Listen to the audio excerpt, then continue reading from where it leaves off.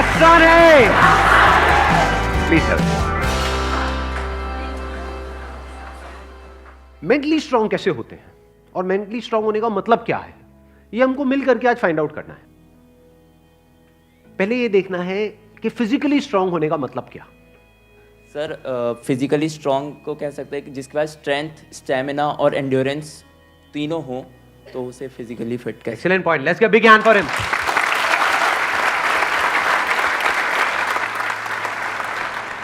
क्या हम ये कह सकते हैं उसकी मसल स्ट्रांग हो? हाँ, क्योंकि कुछ भी लिफ्ट करने के लिए, सही। वेट उठाने के लिए मसल्स का स्ट्रांग होना जरूरी है। मसल्स वीक होंगी तो आप नहीं कर पाओगे। हाँ। है ना, जो ओवरऑल स्ट्रक्चर है उसमें बोन्स भी आ गई, मसल्स भी आ गई, वो स्ट्रांग होनी चाहिए, उसको हम फिजिकल स्ट्रेंथ बोल सकते हैं। अभी यही फंडे जो हम फिजिकल में देख रहे हैं, इसी को मेंटली देख करके और फिर समझने की कोशिश करेंगे स्टेप बाय स्टेप कि उसका मतलब क्या। कि फिजिकल स्टेमिना तो हमको समझ आता है कि फिजिकली हम जल्दी ना थके। कोई बंदा है उसने थोड़ा बहुत काम किया एकदम से थक गया तो इसका मतलब फिजिकली स्ट्रांग नहीं है। जैसे बहुत लोग होते हैं, जैसे ही अपनी फिजिकल ट्रेनिंग करते हैं, कुछ भी करते हैं, हल्का सा भी दर्द होता है तो छोड़ देते हैं, छुई मुई टाइप के, है ना, तो बड़ा दर्द हो रहा है, भाई दर्द नहीं होगा तो बनेगी कैसे, है ना। Right sir. तो हल्का सा भी कुछ होता है तो छोड़ देते हैं, एंड्योर नहीं कर पाते हैं पेन को। Yes sir. तो पेन को एंड्योर करने की जितनी हमारे अंदर पावर है उसको हम एंड्योरेंस बोल सकते हैं। सर मेरे हिसाब से फिजिकली स्ट्रांग होने का मतलब ये है कि सबसे बड़ी चीज़ ये है कि बीमारियों से दूर होना चाहिए उसे। अगर मतलब कई बार ऐसा होता है कि हमें फिजिकली स्ट्रांग दिख रहा है पर्सन, बट वो होता नहीं है। यानी कि एक बंदा हो सकता है वो फिजिकली हमको स्ट्रांग बाहर से दिख रहा हो और वेट भी बहुत अच्छा लिफ्ट कर रहा हो, और लेकिन उसकी इम्यूनिटी वीक हो। Yes sir. तो हम कह सकते हैं अंदर से वो बंदा कितना स्ट्रांग है। यानी कि जो भी डिजीजेस हैं, मतलब जो भी बीमारियां हैं, उनसे लड़ने की उसके अंदर कितनी पावर है उसकी बॉडी के अंदर। Yes sir. एक तो फिजिकल पावर, एक है उसकी इम्यूनिटी हम बोल सकते हैं। Yes sir. अब एक एक करके इन पॉइंट को देखते हैं कि मेंटल स्ट्रेंथ में किस तरीके से हम अप्लाई कर सकते हैं। सबसे पहले बात हमने करी फिजिकली स्ट्रांग होने का मतलब क्या, स्ट्रेंथ। मतलब आप कह लो वेट उठाना है।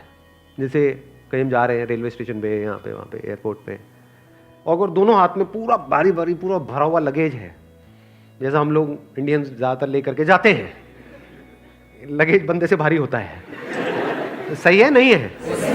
तीन तीन बंदे बैठ बैठ करके उसको पैक कर रहे होते हैं घर पे, माँ चढ़ी होती है और साथ में बच्चे भी, बेटा तू भी आ जा, तू भी आ जा, पति, अरे तू क्या देगा, इधर बैठ। सारे बैठे हुए हैं और उसको बंद कर रहे हैं, फिर उसको उठा रहे हैं, है ना। तो कहने का मतलब है कि अगर आपकी मसल स्ट्रांग है तो आप उठा लोगे, एफर्टलेसली उठा लोगे। इसी को तो फिजिकल स्ट्रेंथ कहेंगे।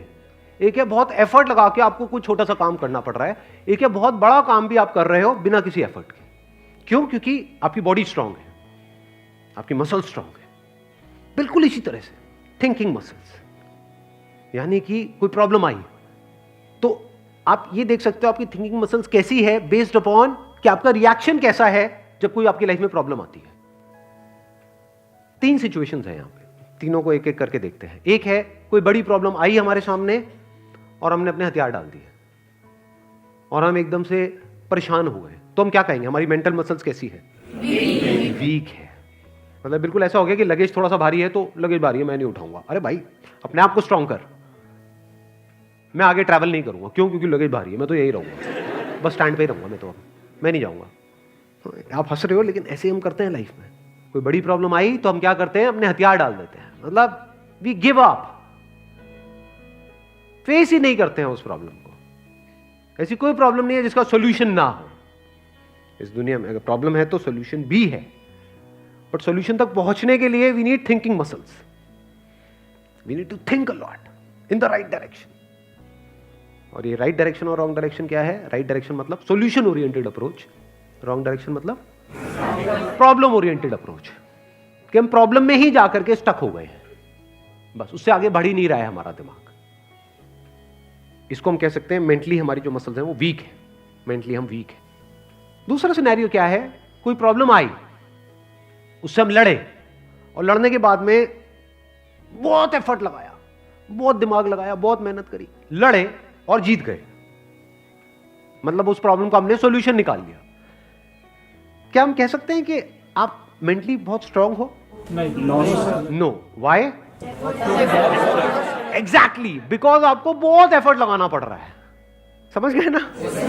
हाँ, जैसे कोई बैग उठाना है तो बहुत एफर्ट लगाना पड़ रहा है जी, दोनों हाथ लगा दिए और ये घसीट घसीट के जा रहे हो, और पहुंच गए, कह रहे हो हाँ मैं तो ये मैं तो वो, भाई कुछ नहीं, तेरी कमर में लचक आ चुकी है। The second scenario is better than the first scenario but not as good as the third scenario. Third scenario क्या है? बड़ी से बड़ी भी कोई प्रॉब्लम आई हमारी लाइफ में, हम पहले ही उसके लिए तैयार थे और ऐसे सॉल्यूशन निकल के आ गया। मतलब वो प्रॉब्लम जो दुनिया के लिए बहुत बड़ी है, जिसको देख करके लोग डरने लग जाते हैं, वो प्रॉब्लम आपके सामने आई, ऐसे सॉल्यूशन निकल गया, एफर्टलेसली काम हो गया। यानी एक बैग आपके पास में है 50 किलो का, ऐसे उठा लिया हल्के में। मतलब लोगों को देखने में लग रहा है कि अरे बैग तो बहुत हल्का है, बैग हल्का नहीं है, उस बंदे में दम है। तो कैसे लाइफ की मुश्किल से मुश्किल प्रॉब्लम्स को भी आप आसान से आसान बना सकते हो? कितना आसान बना सकते हो कि ऐसा लगे अरे इस बंदे को तो कोई एफर्ट ही नहीं करना पड़ रहा है। उसी को तो कहेंगे मेंटल स्ट्रेंथ, मेंटली स्ट्रांग होना। इसको अगर मैं सम अप करूं, जो भी अभी तक मैंने कहा है उसको एक लाइन के अंदर अंदर, तो वो क्या है? एक कैटेगरी होती है लोगों की जो सिंपल से सिंपल प्रॉब्लम्स को भी कॉम्प्लिकेटेड बना देते हैं अपने माइंड में। 99% लोग ऐसे ही हैं इस दुनिया में। सिंपल सी प्रॉब्लम है, कुछ भी नहीं, उसको भी इतना कॉम्प्लिकेटेड किया हुआ है जैसे पता नहीं क्या हो गया, हवा बना दिया है पूरा का पूरा। और दूसरी कैटेगरी होती है लोगों की, ऐसे बहुत कम लोग होते हैं, वही होते हैं जिन्होंने एक्चुअल में काम किया होता है अपनी मेंटल मसल्स के ऊपर। वो कौन होते हैं? जो कॉम्प्लिकेटेड से कॉम्प्लिकेटेड प्रॉब्लम्स होती हैं उनके सामने, जिसको देख करके ही बंदा कहे अरे यार ये तो बहुत कॉम्प्लिकेटेड है, उसको भी सिंपल बना देते हैं। जैसे फॉर एग्जांपल आपकी कोई रिलेशनशिप है किसी के साथ में और वहां पे बहुत क्लैशेस चल रहे हैं, बहुत मेजर कुछ इश्यूज हो रहे हैं। एक तो ये आपस में हम लड़ते मरते रहे कुत्ते बिल्ली की तरह, जैसे ज्यादातर घरों में होता है, उसका कोई सोल्यूशन निकल पाएगा कभी भी? नहीं। तो हमें क्या करना होगा? समझना होगा इस रिलेशनशिप में प्रॉब्लम है क्या। अज्यूम नहीं करना है पहले से कि प्रॉब्लम उसमें है या प्रॉब्लम मुझ में ही है। ये भी एक विक्टिम मेंटालिटी होती है, मेरे में ही कमी है, वो तो सब सही है बस मेरे में ही कमी है जी। ये भी बड़ी गंदी मेंटालिटी होती है, विक्टिम मेंटालिटी। या फिर तुझ में प्रॉब्लम है, मैं सही हूं तू गलत है। तो पर्सन को ना देखा जाए कि वो या वो, प्रॉब्लम को समझा जाए। प्रॉब्लम एग्जैक्टली क्या हो रही है रिलेशनशिप, वो जो क्लैश हो रही है उसकी जड़ क्या है, उसका कॉज क्या है। अगर वो हमको समझ आ जाता है बारीकी से, तो क्या वो प्रॉब्लम जड़ से ठीक नहीं हो जाती? और अगर हम उसको ना समझे और ऊपर ऊपर से ठीक करने की कोशिश करें, क्या वो कभी भी ठीक हो सकती है? कोई भी मिल करके क्या उसको ठीक करवा सकता है उस प्रॉब्लम को? जैसे दो लोगों के बीच में प्रॉब्लम हो रही है, कोई तीसरा आ जाए उनके बीच में मीडिएटर बन करके, मैं सॉल्व करवा दूंगा तुम्हारी प्रॉब्लम, तो कुछ देर के लिए तो वो समझौता करा सकता है, लेकिन अगर परमानेंट उसका सोल्यूशन चाहिए तो वो कैसे होगा? या तो दोनों को या दोनों में से किसी एक को बारीकी से समझना होगा नेचर ऑफ प्रॉब्लम क्या है, and that could be very simple. समझ गए? मतलब लगता क्या है, ये स्पेशली जो रिलेशनशिप्स की जो प्रॉब्लम्स होती है वो बहुत ही कॉम्प्लिकेटेड होती है, एक्सट्रीमली कॉम्प्लिकेटेड। समझ ही नहीं आ रहा था क्या करें क्या ना करें। कई बार होता है कि बहुत ही सिंपल होता है उसका सोल्यूशन। अगर मान लो मेरी किसी के साथ में रिलेशनशिप है, उसमें कोई प्रॉब्लम हो रही है, तो उसको बारीकी से ऑब्जर्व किया, अच्छा प्रॉब्लम हो क्यों रही है और इतनी बड़ी प्रॉब्लम क्यों हो रही है, उसकी जड़ क्या है। तो जब जड़ तक गया तो मैंने देखा कि अच्छा मैं कुछ इस तरह से बोलता हूं जहां से पूरा खेल शुरू होता है। अगर मैं ये ना बोलूं तो, और इसकी जगह ये बोल दूं तो क्या खेल अलग डायरेक्शन में नहीं चला जाएगा?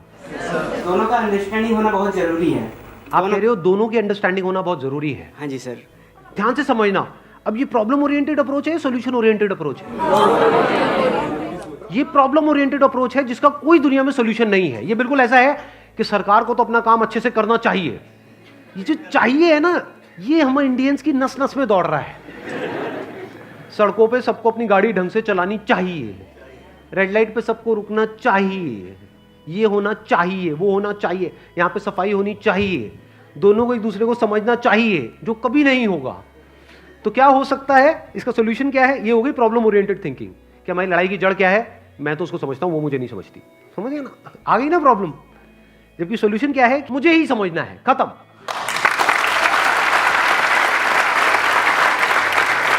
Thank you so much for coming.